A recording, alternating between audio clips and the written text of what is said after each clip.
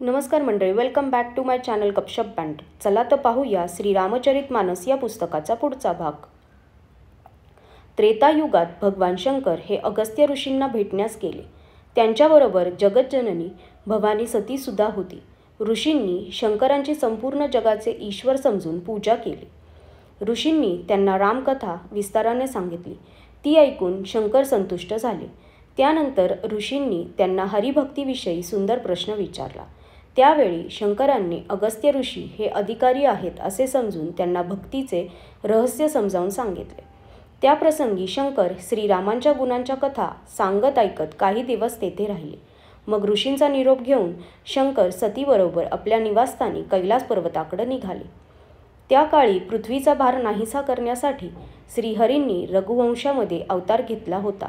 ते अविनाशी भगवान राम हे पित्याच्या आज्ञेनुसार राज्यत्याग करून तपस्वी साधूच्या वेशात दंडकारण्यात चालले होते. श्री शिव हे मनात विचार करीत होते की भगवंताचे दर्शन मला कसे लाभेल. प्रभू श्रीरामांनी गुप्तपणे अवतार घेतलेला आहे. मी गेलो तर सर्व लोकांना ते कळेल. श्री शंकरांच्या मनात या विचाराने अस्वस्थता उत्पन्न झाली. परंतु सतीला हे रहस्य माहीत नव्हते. तुलसीदास म्हणतात की श्री शंकरांना मनात रहस्य उघड होण्याचे भय वाटत होते, परंतु दर्शनासाठी त्यांचे नेत्र आसुसलेले होते. रावणाने ब्रह्मदेवांना आपले मरण मनुष्याच्या हातून मिळावे असे मागितले होते. प्रभू श्रीराम हे ब्रह्मदेवाचे वचन खरे करू इच्छुक होते. मी जर आता त्यांच्याजवळ गेलो नाही तर नंतर मला पश्चाताप करावा लागेल, असा विचार श्री शिवांच्या मनात येत होता. परंतु कोणतीही नेमकी युक्ती सुचत नव्हती. अशा प्रकारे श्रीशंकर काळजीत पडले. त्याचवेळी नीच रावणाने जाऊन मारीचाला आपल्या सोबत घेतले आणि तो मारीच लगेच खोटा हरिण झाला. मूर्ख रावणाने कपट करून सीतेचे हरण केले. त्याला श्रीरामांचा खरा प्रभाव ठाऊक नव्हता. श्रीहरी हरिणाला मारून लक्ष्मणासह आश्रमात आले आणि तेथे सीता न दिसल्याने त्यांचे डोळे पाण्याने भरले. श्रीराम हे माणसाप्रमाणे विरहाने व्याकुळ झाले आणि दोघे भाऊ सीतेला शोधत वनात फिरू लागले. ज्यांना कधी संयोग वियोग होत नाही त्यांच्यामध्ये प्रत्यक्ष विरहाचे दुःख दिसत होते. श्री रघुनाथांचे चरित्र मोठे विचित्र आहे. ते सिद्ध ज्ञानीजनच जाणतात.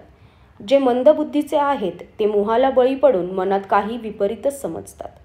त्यावेळी श्री शंकरांनी श्रीरामांना पाहिले. त्यांना पाहून त्यांच्या मनात फार आनंद झाला. अतिशय सुंदर श्रीरामांना श्रीशंकरांनी डोळे भरून पाहिले, परंतु अप्रासंगिक होईल म्हणून त्यांना ओळख दिली नाही.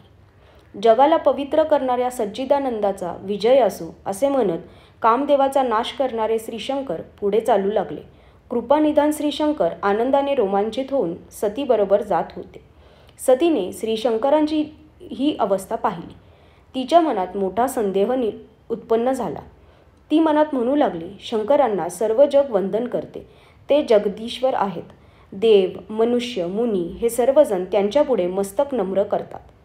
त्यांनी एका राजपुत्राला सच्चिदानंद परमधाम म्हणून प्रणाम केला आणि त्यांचे सौंदर्य पाहून ते त्यांच्या प्रेमात इतके बुडून गेले की अजूनही त्यांच्या मनातील प्रेम त्यांना आवरत नाही. जे ब्रह्म सर्वव्यापक, मायारहित, जन्मरहित, अगोचर, इच्छारहित व भेदरहित आहे, ज्याला वेदही जाणत नाहीत, ते देह धारण करून मनुष्य कसे होऊ शकेल. आजच्यासाठी धन्यवाद.